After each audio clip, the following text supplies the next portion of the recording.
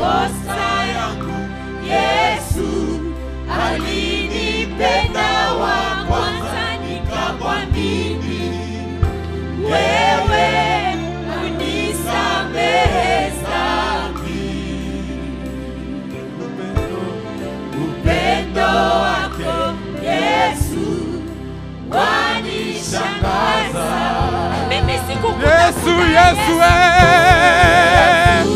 Yesu, ni wewe uliyekuja kwangu, nikawacha dhambi, makosa yangu. Yesu alinipenda wa kwanza, nikamwamini. Yeye anisamehe dhambi. upendo wake, Upendo wako Yesu haleluya, wanishangaza. Yesu, Yesu,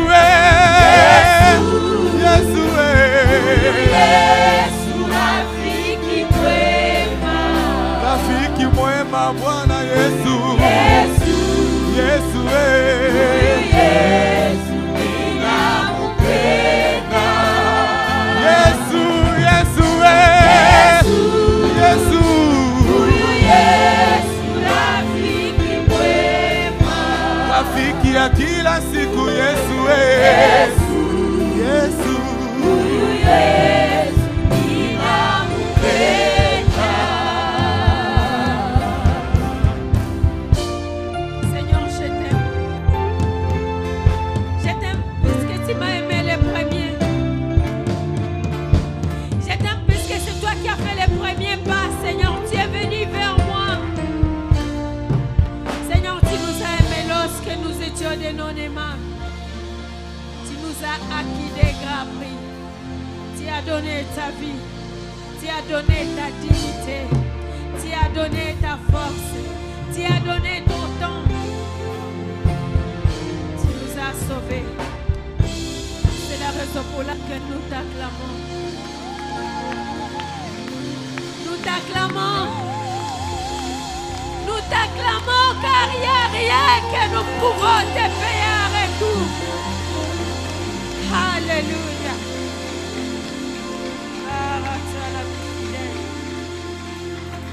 Merci Jésus. Amen. Le Seigneur nous a aimés lorsque personne ne pouvait nous considérer. Lorsque les hommes pouvaient dire, tu as exagéré avec tes péchés. Nous sommes fatigués de toi. Mais lui, il nous a aimés. Alléluia. Nous allons continuer avec notre thème, mon serviteur s'élèvera. Et nous bénissons le Seigneur de nous avoir choisis comme l'instrument par lequel il veut passer ce matin pour communiquer son message à son peuple. Nous disons aussi merci à notre papa pour la marque de confiance. Mon serviteur s'élèvera. Depuis un certain temps, on a commencé à nous parler des caractéristiques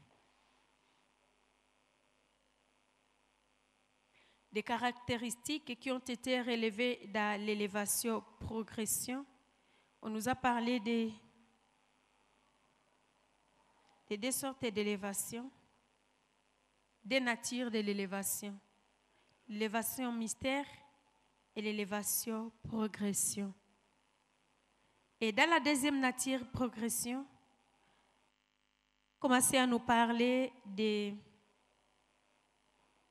7 caractéristiques, dont les premiers étaient l'apprentissage secret et fidèle du leadership sous son maître. Le deuxième, c'était le parcours sous une ferme perspective de voir l'établissement s'accomplir. Et le troisième, c'était la connaissance, la conscience, le respect des colonnes dans la famille de Dieu. C'était le dimanche passé. Et aujourd'hui, nous voulons parler de la 4e colonne, qui est les fondamentaux dans mes élévations multiples. les fondamentaux dans mes élévations multiples. Nous allons lire Deutéronome chapitre 11, les versets 18 jusqu'à 21.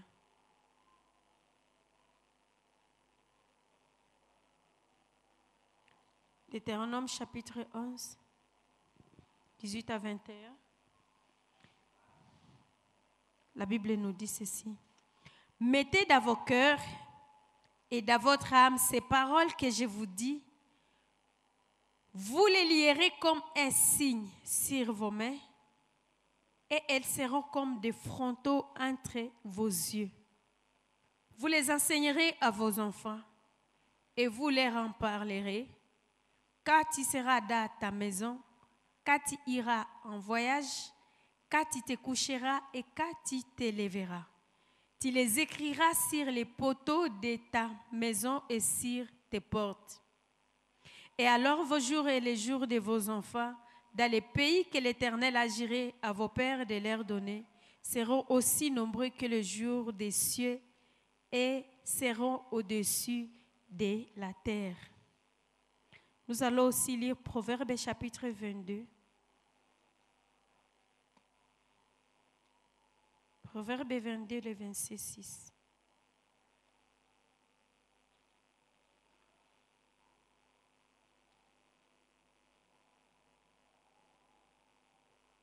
Instruis l'enfant selon la voie qu'il doit suivre, et quand il sera vieux, il ne s'en détournera pas. Alléluia. Alléluia. Nous sommes en train de parler des fondamentaux dans mes élévations multiples. C'est notre quatrième caractéristique dans les différentes caractéristiques de gloire qui conduisent à l'élévation progressive. J'aimerais que nous puissions un peu comprendre les fondamentaux, c'est quoi? Les fondamentaux sont des principes fondamentaux dans notre relation avec Dieu auxquels nous donnons une importance prépondérante dans notre vie de chaque jour. Ce sont des principes divins qui doivent avoir une importance capitale dans notre vie. Et c'est là chaque jour dans notre vie, dans notre marche avec le Seigneur. Ce sont des principes divins qui dirigent notre vie. Les fondamentaux divins. Selon les dictionnaires, les fondamentaux, ce sont des principes de base.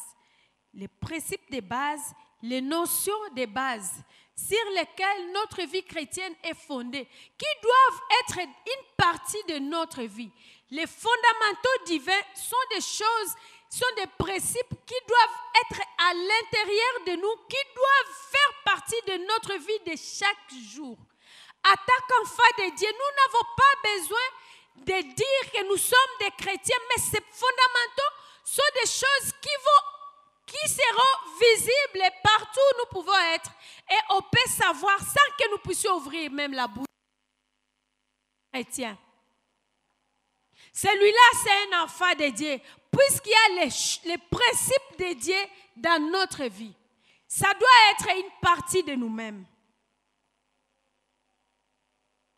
Les fondamentaux divins doivent être ancrés à nous jusqu'à devenir un caractère. Les passages que nous venons de dire nous dit, ces choses doivent être dans votre cœur et puis dans votre âme. Les principes de Dieu ne doivent pas être seulement dans notre intellect, dans notre tête, dans notre intelligence. Mais le Seigneur dit que ces principes doivent être dans notre cœur et puis dans notre âme. Donc ça entre dans notre âme, ça devient une conscience à nous jusqu'à ce que ça va influencer notre caractère. Ça entre dans notre comportement de chaque jour. C'est ce que la parole de Dieu veut.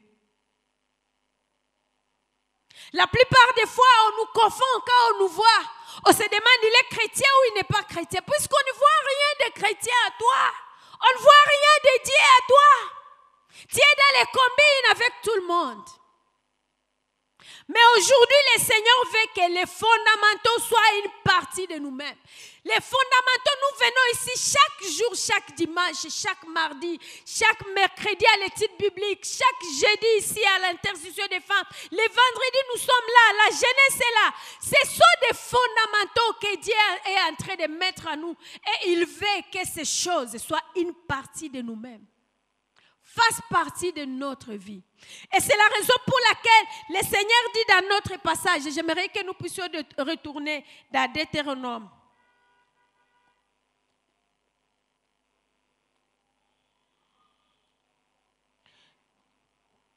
Verset 18. Mettez dans vos cœurs et dans votre âme ces paroles que je vous dis. Il dit, vous les lierez comme un signe sur vos mains. Un signe sur vos mains. Bien-aimé, notre main est visible et on ne peut pas cacher la main. Tu ne peux même pas marcher avec la main dans la poche. Et puis, je pense que Dieu est vraiment tellement sage. Il a dit qu'en aucun jour, il y aura des modèles de Libaya où on va faire des modèles qui vont aussi cacher nos mains. La Bible ne dit pas sur les bras, c'est sur la main. Même pas les vestes de papa ne couvrent pas les mains. Pour que ces choses-là soient vies. Et quelque chose qu'on dit que c'est un signe. Donc c'est quelque chose qui est avec nous partout.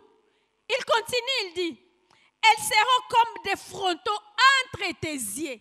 On ne marche pas en se couvrant le visage. Donc quelque chose qui est ici entre nos yeux, ça doit être vu par tout le monde.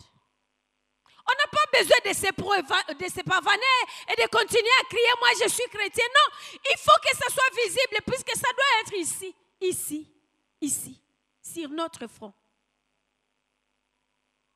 Vous les enseignerez à vos enfants, vous leur parlerez. Quand tu seras dans ta maison, quand tu iras en voyage, quand tu te coucheras, quand tu te lèveras. On n'a pas d'excuse pour dire j'ai pas le temps. Même quand tu seras couché sur ton lit, tu appelles tes enfants, tu leur dis, tu leur parles les lois de Dieu. Et cela ne pourra arriver que lorsque les lois de Dieu vont être une partie de nous-mêmes.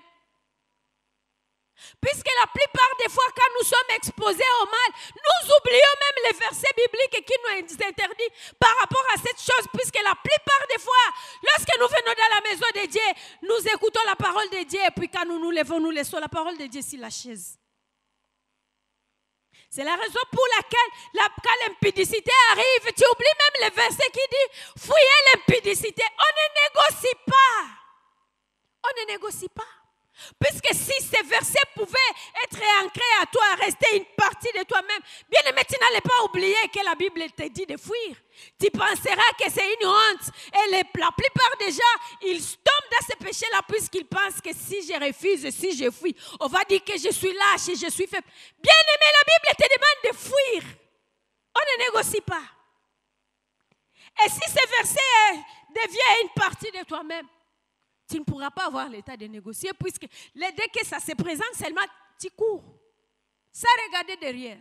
Si tu portes des talons, tu enlèves les souliers. Tu pars.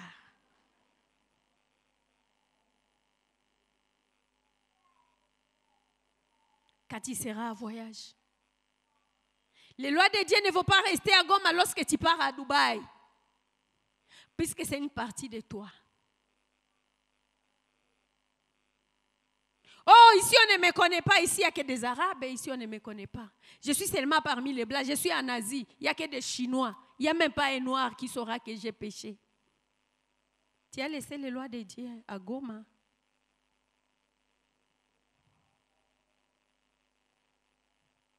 Les fondamentaux. Ce sont des principes fondamentaux. Bien aimé, ça doit être dans notre vie. Ça doit être une partie de nous-mêmes. Voyons un peu les origines des fondamentaux. Les fondamentaux divins. Les origines. Dans Genèse chapitre 2, nous allons lire Genèse chapitre 2, les versets 15 à 17. La Bible nous dit ceci. Là où Dieu a commencé à donner ses principes à ses enfants. L'Éternel Dieu prit l'homme et le plaça dans les jardins d'Éden pour les cultiver et pour les garder. L'Éternel Dieu donna cet ordre à l'homme: tu pourras manger de tous les arbres du jardin, mais tu ne mangeras pas de l'arbre de la connaissance du bien et du mal, car le jour où tu en mangeras, tu mourras. Lorsque Dieu parle à Adam et Ève dans le jardin d'Éden, ce sont nos premiers parents, il leur donne le mode d'emploi du jardin d'Éden. Mangez de tous les arbres du fruit, mais cet arbre de la connaissance du bien et du mal, ne touchez pas. Pour qu'ils ne disent pas plus tard, le Seigneur ne nous a pas dit. Bien aimé, chaque fois que nous nous trouvons devant un péché, chaque fois que nous nous trouvons devant quelque chose qui va à l'encontre de la parole de Dieu, ce n'est pas que nous ne savons pas que ça c'est un péché, ça c'est mal. Nous savons, puisque Dieu nous a déjà parlé. Et lorsque Dieu donne ses instructions à Adam et Ève, son but est que Adam et Ève puissent prendre ces instructions et faire de ces instructions une partie de leur vie. Que ces choses entrent dans leur cœur et puis dans leur âme. C'est ce que le Seigneur voulait. Que ça puisse entrer dans leur âme, que ça soit imprimé dans leur conscience et que ça soit pour eux, que ça soit dans leur caractère, dans leur comportement de chaque jour. S'ils avaient intériorisé ces choses, ces principes que le Seigneur les avait dit, bien aimé, quand le serpent pouvait venir pour parler à Ève, elle allait savoir quoi faire. Mais ces choses sont restées seulement dans sa tête. Au point que lorsque le diable est venu pour essayer de jongler avec lui et commencer à lui poser des questions par rapport à l'arbre de la connaissance du bien et du mal, elle a commencé à réfléchir. Elle a commencé seulement à réfléchir et à douter. Quelque chose qui reste seulement dans notre intellect. Et bien aimé, parfois quand quelqu'un peut venir jongler avec nous et mettre d'autres verbes, parfois nous commençons à douter et nous disons, est-ce que c'est comme ça? Mais lorsque quelque chose est déjà devenu une partie de nous-mêmes, on n'a pas besoin de douter. On n'a même pas besoin de se poser la question. Puisque la Bible nous dit, tu en parleras quand tu es couché. Donc même quand tu dors, c'est une partie de toi. Quand on peut même te réveiller dans les sommeils par rapport à la loi de Dieu, tu connais. On vient te proposer un péché. Tu connais déjà ce que la Bible dit. Tu connais ce que déjà Dieu dit par rapport à cela. Même dans l'inconscience. Puisque c'est déjà devenu une partie de toi-même. Deutéronome chapitre 6, le verset 6 à 8. Dieu répète les mêmes choses. Il dit ceci. Et ces commandements que je te donne, Dieu venait de parler au peuple d'Israël par rapport à la terre promise, par rapport à comment il devait vivre dans la terre promise. Et puis il dit, et ces commandements que je te donne aujourd'hui seront dans ton cœur. Tu les inculqueras. J'aimerais que tu corriges, que tu soulignes ces mots-là dans ta Bible. Tu les inculqueras à tes enfants. Et tu en parleras quand tu seras dans ta maison, chez toi à la maison. Quand tu iras à voyage, quand tu te coucheras et quand tu te lèveras, tu les lieras comme un signe sur ta main et ils seront comme un fronteau entre tes yeux. Tu les écriras sur les poteaux de ta maison et sur la porte. Tu les écriras.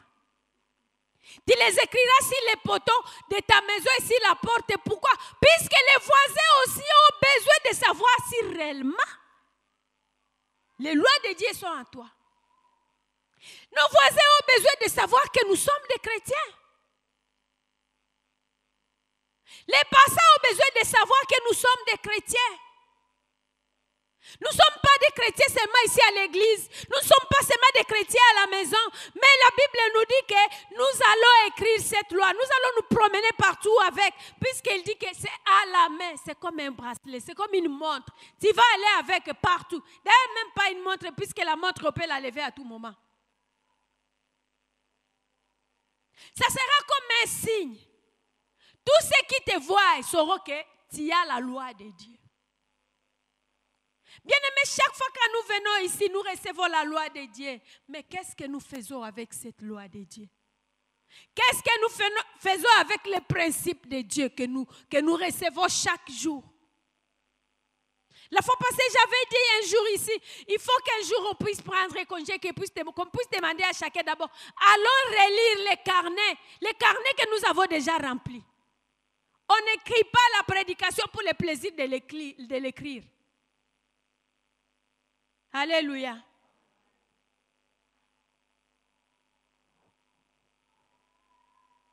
Nous voyons que Dieu répète les mêmes paroles dans les livres de Deutéronome pour montrer l'importance de sa loi dans notre vie, pour montrer l'importance de ses principes dans notre vie. Tu les inculqueras. Tu les inculqueras. Bien-aimé, tu ne peux pas inculquer quelque chose que toi-même tu ne pratiques pas. J'ai regardé le mot inculquer. Inculquer signifie quoi? Inculquer signifie imprimer fortement une chose dans l'esprit de quelqu'un à force de la répéter. Inculquer, imprimer fortement une chose dans l'esprit de quelqu'un, à force de répéter cela chaque jour. Nous ne pouvons pas inculquer à nos enfants ce que nous-mêmes, nous ne nous sommes pas encore inculqués. Du fait que ce sont d'autres personnes qui viennent ici, qui parlent, et peut-être c'est la raison pour laquelle nous n'arrivons pas à imprimer cette parole dans nos esprits. Bien aimés, nous pouvons même nous-mêmes nous inculquer cette parole, nous répéter cette parole. Et tu te dis à toi-même, Rosette, cette parole, tu dois la mettre dans ton esprit, elle doit monter dans ton âme. Pour que cette parole, ces principes, soient une partie de moi-même. Pour que je ne puisse pas oublier la loi de Dieu. Devant les sollicitations du mal, si la loi de Dieu c'est une partie de moi-même, bien aimé, je ne saurais pas céder. Je ne saurais pas.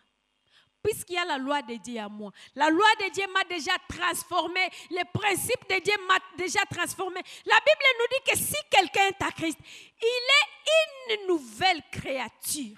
Les choses anciennes sont passées. Qu'est-ce qui fait de quelqu'un une nouvelle créature, bien-aimé? Ce n'est pas seulement le jour que tu reçois le salut, puisque tu peux recevoir Christ ici, tu peux répéter la prière, puis tu sors, tu vas faire les mêmes péchés. Mais c'est lorsque tu prends la loi de Dieu et que tu l'imprimes dans ton esprit. Et cette loi de Dieu va te transformer, te changer, jusqu'à ce que les gens disent, est-ce que c'est la même personne ou bien c'est sa photocopie? Alléluia. Une personne qu'on savait qu'il ne pouvait pas manquer dans une boîte de nuit. Mais lorsque tu lui parles de la boîte de nuit, il dit, tu me confonds. Moi, je ne peux pas aller là-bas. En principe, nous, attaquons enfants de Dieu. Lorsqu'on pouvait aller même là où les gens font les péchés, dans la vallée de l'eau, on allait nous chasser. Lorsqu'on va dans la vallée de l'ombre et de la mort, on allait nous chasser puisque nous n'avons pas notre place là-bas. Je me rappelle un pasteur. Un jour, il était en train de prêcher, il dit aux gens qui boivent la boisson, d'aller traduire les chrétiens en justice. Puisqu'à cause de ces chrétiens, vous qui venez dans l'église de Dieu, à cause de vous, vous venez, vous prenez votre Sainte Seine, elles ne viennent pas ici. Et puis après avoir pris votre Sainte Seine, vous allez là-bas. Et à cause de vous, on a haussé le prix de la bière. Laissez-leur leur bière. Prenez votre Sainte Seine. Pourquoi on fait le mélange des choses? C'est puisque la loi de Dieu n'est pas à nous. Ces choses-là ne peuvent plus entrer à nous. Lorsque tu arrives devant la porte de la boîte de nuit, on te dit, toi, qu'est-ce que tu veux faire ici? Mais lorsque tu arrives là-bas, comment on se comporte avec toi? C'est toi les clients préférés. Tout le monde acclame. Ah, il est venu. Puisqu'il sait, c'est là-bas, des bouteilles, 3 casiers là-bas. C'est toi qui achètes pour tout le monde. Qui fait la honte à l'église. Bien-aimé, Élie a dit au peuple d'Israël, jusqu'à Zaka, clocherez-vous des deux côtés. Jusqu'à Zaka. Si tu veux aller dans le monde, vas-y. Va d'abord terminer la soif du monde. Si tu auras encore la grâce de revenir avant que tu ne meurs là-bas. Et puis la mort. On se promène avec la mort, bien-aimé. Si tu meurs aujourd'hui, où est-ce que tu vas aller avec cette vie double? N'essayons pas d'être hypocrite devant Dieu. Dieu nous voit, nous sommes transparents. Devant Dieu, nous sommes nus. Les habits là, Dieu ne les voit même pas. Il ne les voit pas.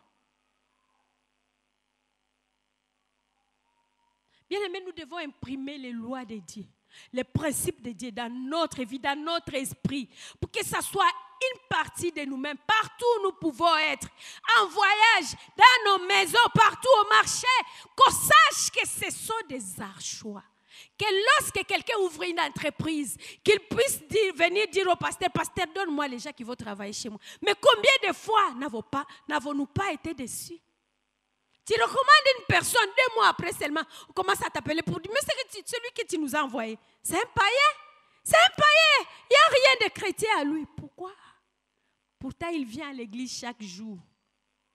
Et lorsqu'il est venu, il a fait les saints devant les pasteurs et les pasteurs l'ont recommandé. Bien aimé.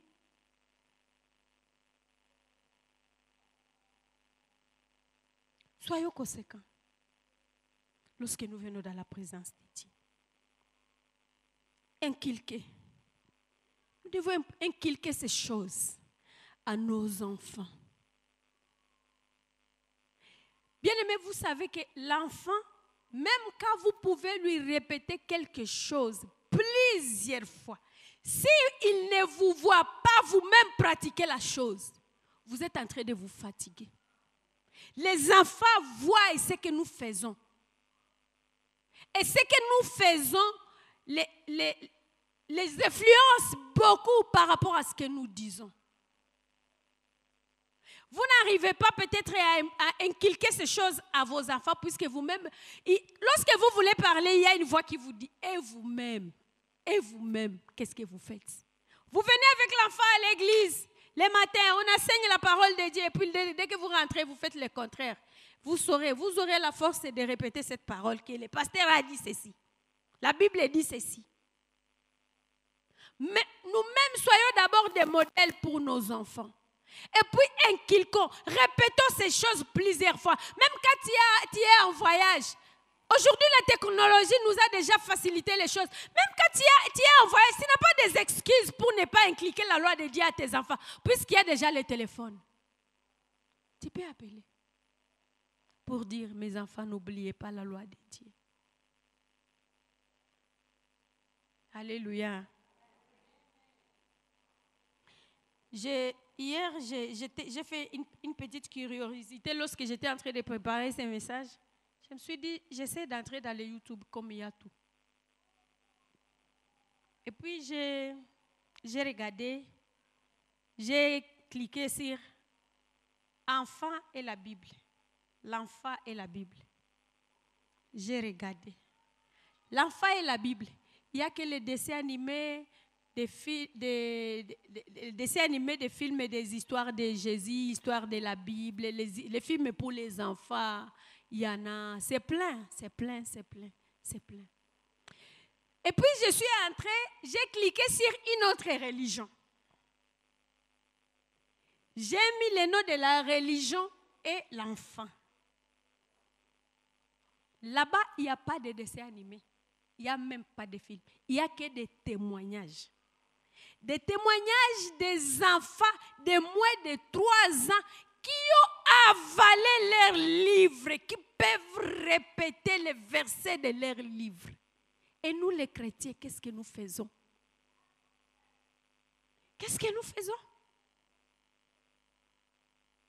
Nous, à l'âge de moins de 3 ans, on dit, il ne faut pas nous amener les enfants de moins de 3 ans.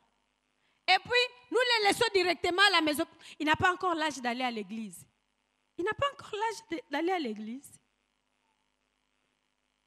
Au moment où, de l'autre côté, un enfant de moins de 3 ans connaît déjà tous les versets du livre. Alléluia. Inculquons la loi de Dieu à nos enfants. Inculquons la loi de Dieu à nos enfants. Mais d'abord nous-mêmes. inculquons-nous les principes de Dieu. Alléluia. Nous avons lu le Proverbe chapitre 22 qui nous dit « Instruis l'enfant selon la voie qu'il doit suivre. Quand il sera grand, il ne s'en détournera pas. » Je pense que la plupart ici, vous n'allez pas me contredire. Les choses que nous avons vues quand nous étions encore petits là, nous pouvons encore les raconter aujourd'hui. Nous les connaissons, n'est-ce pas? Quand on est encore enfant, on a tout le potentiel de retenir les choses. Et c'est dans cette période-là que nous devons inculquer la loi de Dieu, les principes de Dieu aux enfants. J'étais allée à Kampala dans une conférence et il y avait quelqu'un qui était venu nous parler par rapport à une religion, la religion dans laquelle j'ai vu les enfants de moins de 2 ans en train de réciter les versets de leur livre. Et ce monsieur-là nous avait dit que dans cette religion-là, quand le bébé avait 3 mois, les papas viennent parler dans leurs oreilles du bébé pour lui dire, il n'y a que Allah qui est Dieu. Il n'y a pas d'autre Dieu. Il n'y a pas d'autre Dieu. Il n'y a que lui. À 3 mois. Et un enfant comme ça, quand il grandit, vous pensez qu'il va oublier? Mais nous, même quand les bébés, même nous les mamans d'abord, on a savoir combien de fils qui a lisible, si on a nyonyesha mtoto, quand tu fais téter les bébés, prenez les fils pour montrer à l'enfant qu'on prie avant de manger. Alléluia. Oui. Il faut que l'enfant apprenne déjà, à partir du lait maternel, qu'on prie pour la nourriture. Avant de manger, il faut prier, il faut rendre grâce à Dieu. Puisqu'il y a des bébés qui sont nés, la maman n'a même pas la capacité de les faire téter. Alléluia. Inculquons ces choses à nos enfants.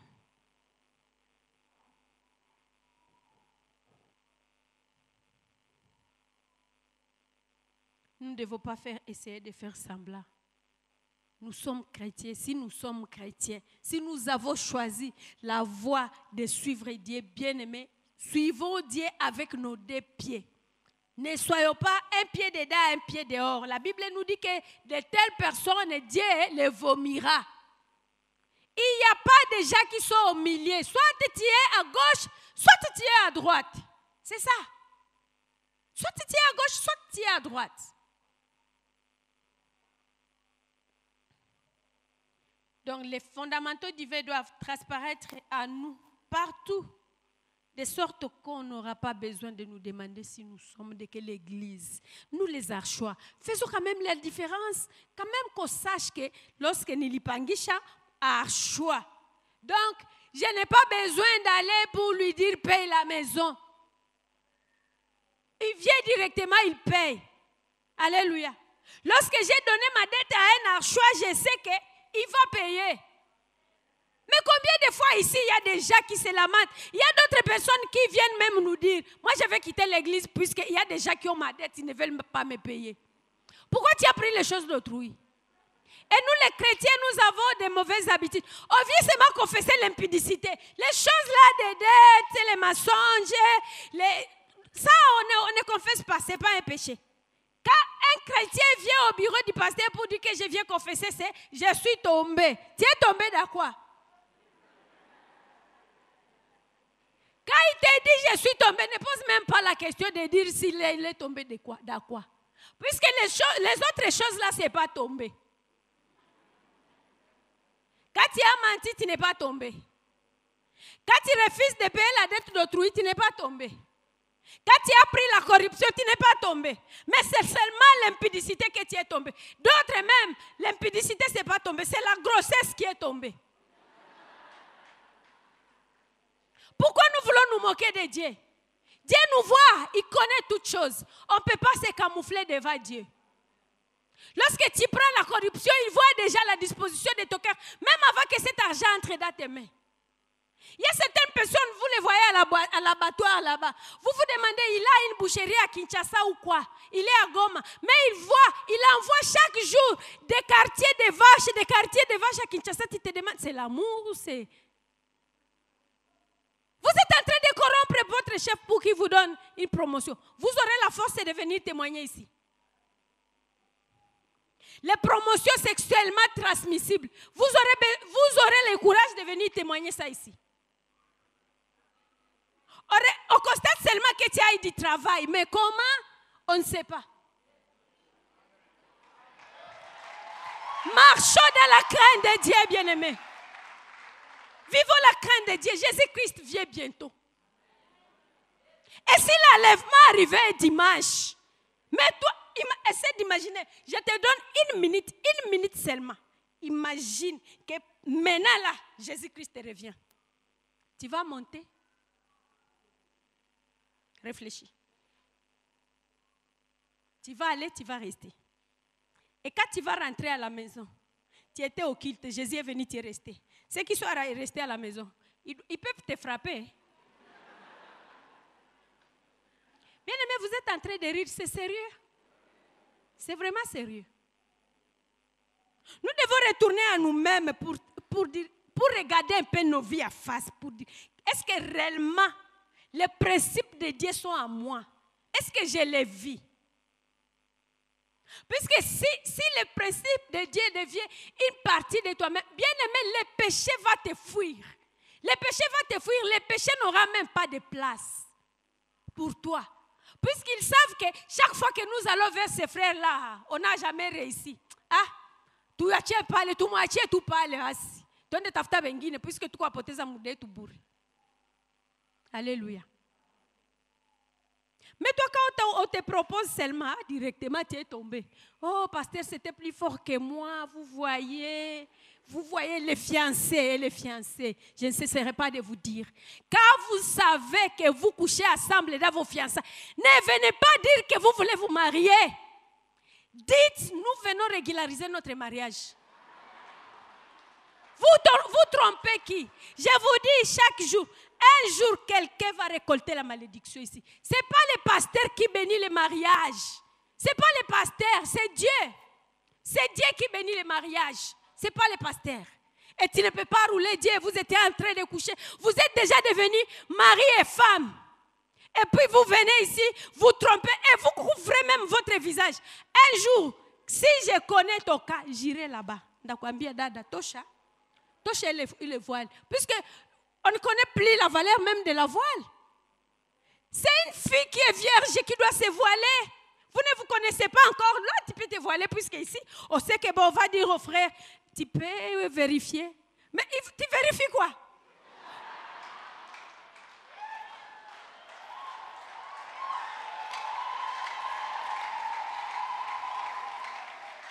Bien-aimés, marchons dans la crainte de Dieu. Craignons Dieu, n'attendons pas que Dieu puisse commencer à nous mettre à nu ici devant les gens. Il est capable de le faire. Il est capable. Ce qui a mariage, quoi pour n'a pas ta haya. Vous pouvez juste venir et dire, on est des humains, on comprend. Tu viens seulement, tu dis, vraiment chier, hakuna mariage, assez mais oh jeunesse, une jolie femme mariage. Tu n'as qu'à régulariser. Et puis, si on n'a pas dit que ça c'est régularisation, qui saura? Bamingi kwanza bebanakia ku mariage abayo hata ile maana akakujifunika na akakutosha. Malheureusement nimeshatosha sirinji. Alléluia. Est-ce que tu peux acclamer le Seigneur?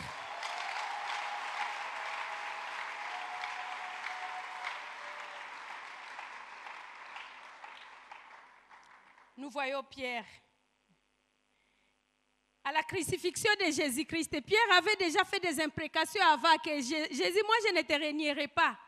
Partout où tu iras, je serai avec toi, même à la mort, même jusqu'à la mort, je serai là.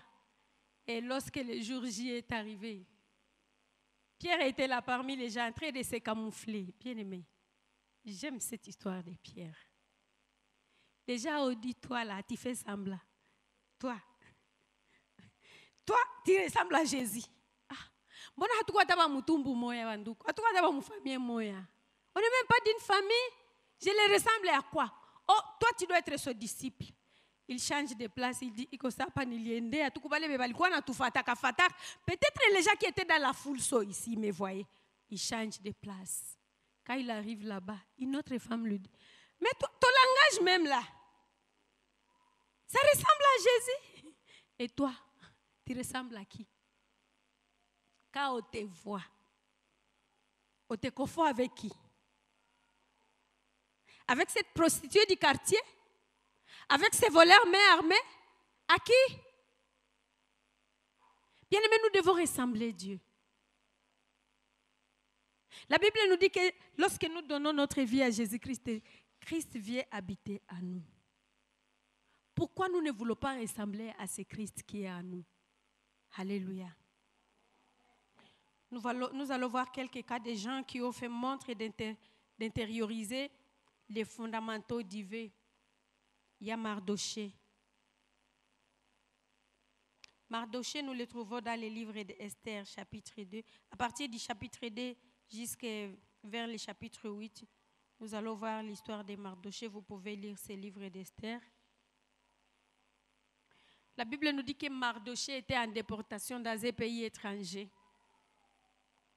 Avec tous les autres juifs, ils étaient déportés. Mais Mardoché avait pris sa nièce qui était orpheline, Esther. Et lorsqu'il y a une publication pour dire que voici Vasti est déjà chassée puisqu'elle a désobéi au roi, ceux qui ont des filles vierges et belles puissent les amener puisqu'on va choisir une nouvelle reine. Mardoché faisait confiance à la beauté de sa nièce. Et toi? Les enfants qui sont dans ta maison, tu reconnais qu'ils sont belles, qu'ils sont beaux? Shinjo bakwanza kutukana batoto, ona lukichwa, ona lupu. Ile pua, si pua yako, sio juli mzalaka. Ha?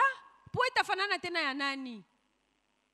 Reconnaissons les richesses que Dieu nous a données. Ça, c'est juste une parenthèse. Ce n'est pas le thème de notre message. Et Esther, le Seigneur a fait grâce, elle est parvenue à la royauté, mais il y avait une mission qu'elle devait accomplir. Ce n'était pas par hasard.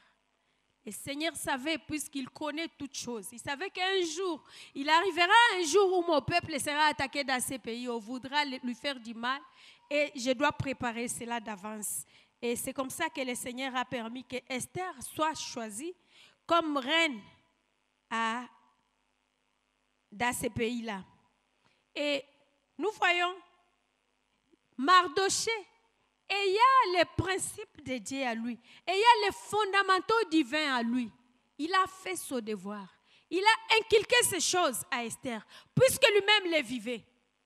Lorsqu'il amène Esther là où il devait l'amener à la royauté pour qu'elle soit choisie, il lui a dit, n'oublie pas, ne fais pas connaître tes origines.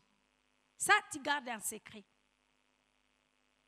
Il y a nos enfants qui ne savent même pas s'ils sont de quelle tribu, s'ils sont de quelle origine.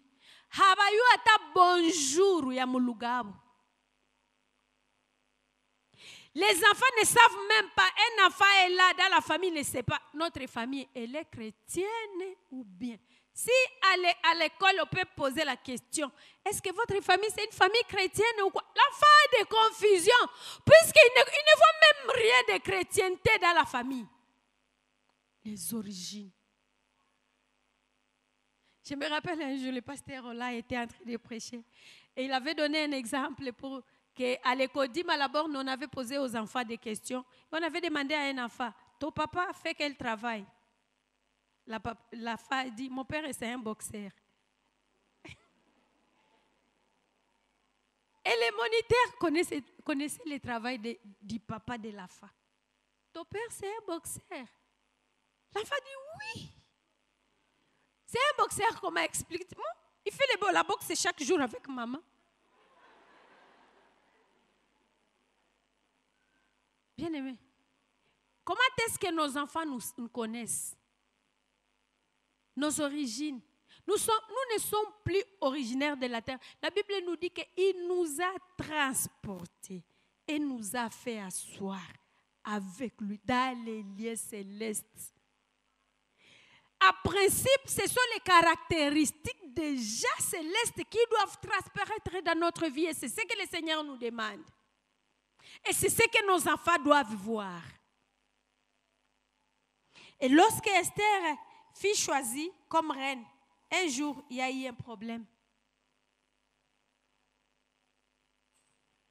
Avant d'abord que le problème des Juifs arrive, il y avait eu un complot qui était monté contre les rois. Je ne sais pas quelle position occupait Mardochée, mais Mardochée n'était pas entré dans les coups. Lui, ayant le principe de Dieu, il est allé dénoncer. Mais le Seigneur, même si les jours-là, on ne l'avait pas récompensé, nous sommes en train de parler de les fondamentaux divins pour mes élévations. Il a joué ce rôle en tant qu'enfant de Dieu. En tant qu'enfant de Dieu, garda les principes de Dieu. Et un jour, dans les souvenirs, le roi s'est rappelé. Et il a eu son élévation. Son ennemi girait. Vous savez, lorsque Dieu élève, ça devient tellement que... Donc, il exagère. Alléluia. Dieu exagère lorsqu'il nous élève. Il dit que son ennemi, c'est lui qui avait déjà préparé quelque chose pour le tuer. Que ce soit lui qui va encore le mettre, l'habiller, lui mettre l'anneau, le mettre sur le cheval du roi. Et puis aller crier dans la ville partout. Quelle humiliation. Mais le Seigneur, lorsqu'il nous élève, c'est ce qu'il fait. Et lorsque Mardochée, lorsque cette étape-là se passe, et puis Esther était déjà à la royauté, comme reine, il y a un événement qui arrive, on fait le complot pour tuer les Juifs. La même personne-là qu'on a demandé qu'il puisse aller faire marcher Mardochée. Vous savez, Haman était irrité contre Mardochée. Il avait la rage, puisque Mardochée avait refusé de fléchir les genoux devant lui. Mardochée avait le principe divin. Il disait, moi je ne peux pas fléchir. Chez nous là, nous avons des principes, nous avons des fondamentaux, des choses fondamentales dans notre vie. Même quand il peut me menacer de mourir, moi ces choses-là sont tellement ancrées à moi, je ne peux pas me prosterner. Je ne me prosternerai pas. Et Mardochée était fâché. Et c'est la raison pour laquelle il a préparé les complots pour tuer tous les Juifs. À cause d'une seule personne, il voulait exterminer tous les peuples. Et il ne savait pas que les gens à qui il avait affaire, c'était des gens qui étaient différents. C'était des gens qui avaient les fondamentaux divins en eux. C'était déjà devenu une partie d'eux-mêmes. La personne à qui il avait affaire, c'était quelqu'un qui était spécial. Bien-aimé, lorsque tu as les principes de Dieu à toi, lorsque tu as pris les fondamentaux divins, tu les as mis à toi, même quand l'ennemi peut comploter contre toi, il ne réussira pas. Tu ne seras pas la proie du diable. Même quand tous les sorciers du Congo peuvent se liguer contre toi, comme tu as les principes de Dieu à toi, ils ne réussiront pas. Le Seigneur va te défendre. Puisqu'il sait que là-bas, il y a quelqu'un qui défend ma cause. Et comme il avait déjà inculqué les fondamentaux à sa fille, lorsqu'il est allé informer la fille pour dire, voici, nous sommes menacés de mort. La fille a dit, elle pouvait se dire, moi je suis reine, je suis la femme du roi. D'ailleurs, les rois même, il y a l'armée. Le roi peut dire seulement un mot et la chose s'accomplit. Il pouvait dire, on va utiliser la force militaire. Il pouvait dire, bon, le roi va utiliser son influence. On va chasser Haman du travail. Non, ce n'est pas ça. Il avait ses principes qui étaient différents des principes de ce monde. Il a dit, chez nous on prie, nous avons un Dieu qui sait renverser les situations. Pourquoi il a pris cette résolution-là? Ce n'est pas Mardochée qui lui a dit, va prier. Non, il lui a dit, c'est m'a fait quelque chose. Et c'est seulement à cause de ça peut-être que le Seigneur t'a permis d'être là-bas. Elle est entrée à prier et en jeûne. La plupart des fois, parmi nous, lorsque le Seigneur nous a élevés, nous pensons que le jeûne n'est plus important. Bien aimé, les sorciers de ta famille vont te terminer. Et l'argent ne va pas ne va même pas te défendre. L'argent ne va pas te défendre. L'argent ne pouvait rien faire par rapport à cette situation. Puisque la Bible nous dit qu'Aman, il avait beaucoup d'argent, il avait versé l'argent. Il avait pris l'argent, son argent, il l'a mis pour que son histoire soit exécutée. Et l'argent ne pouvait pas résoudre le problème. Il fallait qu'elle puisse monter de dimensions. Qu'elle puisse appliquer les principes de Dieu qui sont en elle. C'est comme ça qu'elle a dit, nous allons prendre 3 jours de prière. Allez dire à tous les Juifs qu'ils prient aussi. Lorsque les problèmes arrivent, tu penses d'abord à quoi? Au principe divin, à la force physique. Unasema utenda muchamba, ou bien unasema kutaomba Mungu, ou bien unasema kanini. Lorsque tu as devant un problème. Lorsque nous avons les principes divins en nous, bien aimé, ce sont les solutions divines que nous allons prendre, qui vont d'abord venir les premiers devant une situation. Pas les solutions charnelles. La deuxième personne, c'est Daniel et ses compagnons. Ils étaient aussi à déportation. Ils étaient esclaves là-bas. Et les 3 compagnons de Daniel, ils étaient choisis pour travailler dans les palais royaux, mais il fallait qu'on les prépare. Et on a décidé de commencer à leur donner des nourritures sacrifiées aux idoles. Daniel a dit, chez nous, ça ne se fait pas. Chez nous, ça ne se fait pas. Selon les principes que nous avons de notre Dieu, on ne mange pas les aliments sacrifiés aux idoles. Ils ont refusé. Ils ont refusé. Celui qui était en train de les encadrer a dit, vous me cherchez des problèmes. Ils ont dit, essaye d'abord. Essaye. Et le Seigneur les a soutenus. La Bible nous dit qu'au bout de 10 jours, ils avaient bon embopé par rapport aux autres. Ils étaient nombreux. Ce n'était pas que les 4 qui étaient déportés à Babylone. Ils étaient nombreux, mais d'autres, on n'a parlé pas pourquoi. Peut-être c'est puisqu'ils étaient déjà entrés dans les combines de Babylone. Mais les 4, ils ont dit, nous allons défendre les principes de Dieu. Ils ont refusé. Et lorsque le roi a amené la statue pour dire que tout le monde doit commencer à adorer la statue, ils ont refusé. Ils ont dit, nous n'adorerons pas. Lorsque le roi vient leur demander pour poser la question, il dit, pourquoi vous n'êtes pas en train d'adorer, de vous prosterner lorsque on est en train de sonner les instruments de musique? Ils ont dit, roi, nous n'avons pas à te répondre. Ce n'est pas une question à discuter. Alléluia. Ce n'est pas une question à discuter.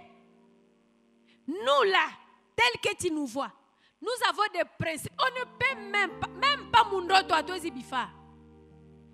Que ce qui va arriver, arrive. Lorsqu'on te menace et on te dit, si tu ne couches pas, on va te chasser du travail. Tu fais quoi? Tu trembles? Ou tu dis, ça ne peut pas passer. Si tu vas me révoquer, ça ne peut pas passer. Ou tu cèdes. Lorsque la corruption arrive, tu te dis, c'est Maro, chef numéro 1, je m'en parce que mais toi, tu n'es pas tout le monde. Toi, tu es différent. Tu portes Dieu à toi. Tu dois défendre les dieux que tu portes dans ta vie. Alléluia.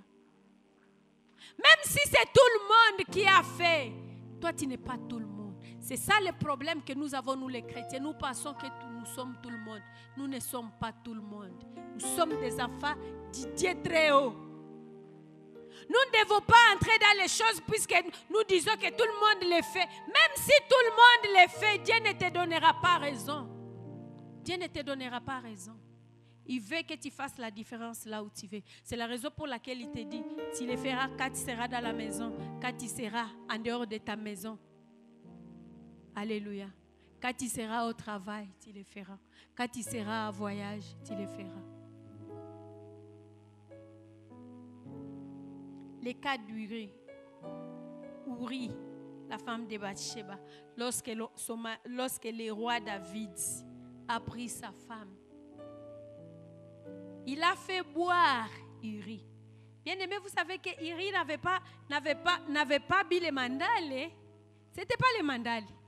Ce n'était même pas les boissons là de sapilo, les petits là, les caciques. Non, il était chez les rois. Est-ce que chez les rois on boit les caciques? Chez les rois, ce sont des liqueurs fortes. Les rois savaient que cette personne, si je le fais boire et qu'il est ivre, il est saoul, il ne saura plus se contrôler, il ne saura plus contrôler ses émotions. Même si il a les principes de Dieu, il ne saura plus les mettre en pratique. Mais Uri, tellement que c'était devenu une partie de lui-même, il a dit, roi, ça ne peut pas se faire. Le roi lui dit, va dormir dans ta maison. Puisqu'il voulait se camoufler, il disait, s'il y a déjà une grossesse, bon, la femme sera dans la confusion, on ne saura pas si c'est moi, si c'est son mari. Mais son mari a dit non. Mon patron, avec toute l'armée d'Israël, sont au front. Moi, je ne peux pas aller dormir dans ma maison. Quel que soit le niveau des saouls, je ne sais pas si ça se dit comme ça. Même dans l'inconscience, il était capable de se rappeler des lois de Dieu et de savoir que ça ne se fait pas en Israël. Ça ne se fait pas en Israël. Bien-aimés, lorsque même nous nous retrouvons dans une situation où nous sommes coincés, nous ne savons plus quoi faire. N'oublions pas les lois de Dieu. Même si tu sens que la mort est à la porte, je pense que je suis en train d'aller, je pense que je suis en train de partir, je pense que si je ne le fais pas, je suis en train de finir. Bien-aimé, tiens ferme. Reste ferme.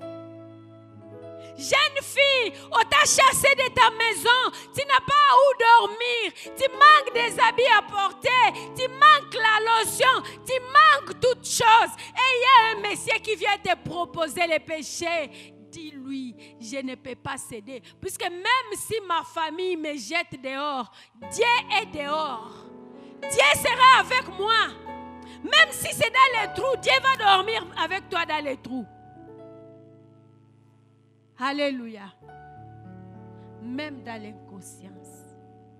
Quand tu te coucheras, quand tu n'as plus de force, quand tu es faible, tu es dans la faiblesse, c'est quand tu te coucheras. N'oublie pas la loi de Dieu. Et n'oublie pas d'inculquer cette loi à tes enfants. Ne dis pas, si touche à tes secs, on n'a rien. Ce sont les enfants ici qui peuvent m'aider. Vous les filles, sortez, allez chercher des maris pour que nous puissions manger. Il y a des parents qui font ça. Ne les fais pas. Demain, le Seigneur va changer la situation. Vous savez, même quand la situation devient difficile, c'est une situation passagère. Rien n'est éternel sur la terre. Rien. Aujourd'hui, tu peux manquer, mais demain, le Seigneur se souviendra de toi. Il te donnera. Ne jette pas le Seigneur à cause des difficultés. Ne jette pas le Seigneur à cause de la faiblesse. Ne jette pas le Seigneur, ne jette pas les lois de Dieu. Reste ferme. Reste ferme. Dieu est fidèle. Uri, il a refusé. Tu n'accepteras pas le péché quand tu seras lucide. Tu n'accepteras pas aussi le péché quand tu ne seras pas lucide. Alléluia. Oh, balinifungia munyumba, njo mana bilifika, balinifungia munyumba. Balikufungia munyumba, balikufunga na kinywa. Haukuweza lalamika. Nous voyons Joseph dans Genèse chapitre 39, verset 9, la partie B. Joseph dit à la femme de Potiphar, comment ferai-je? Comment ferai-je un aussi grand mal et pécherai-je contre Dieu? Il était en dehors de son pays, seul, avec la femme de Potiphar dans la chambre. Il a dit, je ne peux pas. Je ne peux pas le faire. Je ne peux pas le faire. Devant un poste agité qu'on te propose les péchés, qu'est-ce que tu prends comme décision? Tu dis quoi? Tu refuses, tu acceptes, tu dis que je vais confesser après? Alléluia. La Bible nous dit dans Ephésiens chapitre 5, le verset 13, j'aimerais que les médias puissent nous mettre ces passages. Éphésiens chapitre 5.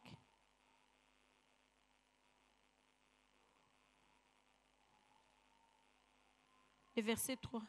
La Bible dit, quelle impudicité, qu'aucune espèce d'impureté et que la cupidité ne soit même pas nommée parmi vous, ainsi qu'il convient à des saints. Ici, c'est la maison des saints. On dit quelle impudicité, quelle cupidité. Ce sont les choses qui ne doivent même pas être mentionnées ici. En principe, lorsque nous prêchons, on ne peut même plus parler de ça puisque nous savons que ça, c'est déjà vaincu. Mais on le trouve encore dans la vie des enfants de Dieu. L'impudicité. Tu es ici, tu connais ce que tu as fait hier. Et tu es là, tu fais simple. Dieu te voit. Dieu te voit. Répare-toi et laisse ces péchés-là. Alléluia. Nous allons voir quelques avantages de développer les fondamentaux divins. Et quelques avantages. Lorsque nous développons les fondamentaux divins, que ça devient une partie de nous, c'est un préalable pour les élévations. Tous les exemples que nous venons de donner, nous voyons, plus tard, ils ont été élevés. Le Seigneur les a élevés. Le Seigneur a élevé Mardoché. Le Seigneur a élevé Daniel. Le Seigneur a élevé Joseph. C'est un préalable. Lorsque tu sais que je garde les principes de Dieu, j'ai fait ça mien, une partie de moi, de ma vie. C'est cela ma vie. Sache que tu es candidat à l'élévation. Sache que tu es éligible pour les élévations. La deuxième chose, ça nous donne la sécurité intérieure. Nous n'avons pas besoin de craindre pour dire tentation, peut-être il y a une tentation là devant, je vais tomber. Non, tu es en sécurité. Tu n'as pas peur de trembler. Alléluia. Ça nous donne de la dignité. De la dignité. Les gens nous respectent puisqu'ils ne nous trouvent pas dans les combines du monde, dans les choses du monde. Alléluia. Et nous pouvons être même la référence pour dire ici, Moukwesa Fulani. Alléluia. Que ça fait du bien quand on dit, si vous kamate exemple à Fulani, suivez l'exemple de tel. Vous ne voyez pas. Alléluia. Les gens vont nous respecter. Les gens vont nous respecter. Vous êtes chef. Et vous allez dans les Nganda. Et la sentinelle, lui aussi est allé dans les Nganda. Et comme, je ne sais pas si c'est Dieu, je ne sais pas si c'est le diable. Et on vient, on vous met sur la même table. Vous pensez que cette personne-là va encore vous respecter? Non. Ulienda mubwate de nuit na enjo le mejikuta ndani. Anaona. Chef unjo ule njo. Chef unjo kona kata danse kupiste. On ne va pas te respecter. Mais lorsque nous prenons les lois de Dieu, les fondamentaux divins, et nous les mettons comme une partie de nous-mêmes, bien aimés, nous avons la dignité. Nous allons être respectables. Nous allons incliner nos têtes à la prière.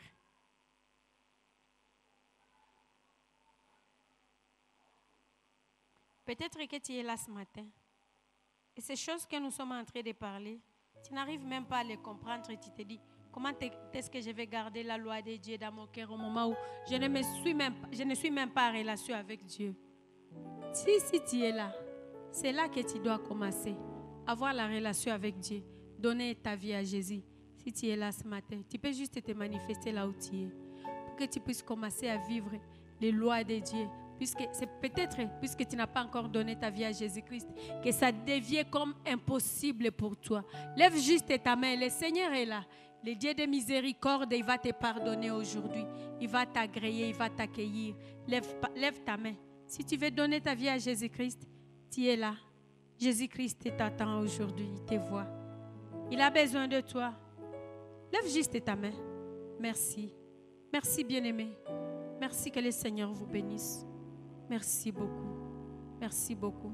Vous allez faire la deuxième étape. Vous allez juste vous lever là où vous êtes et nous allons prier. Levez-vous. Levez-vous.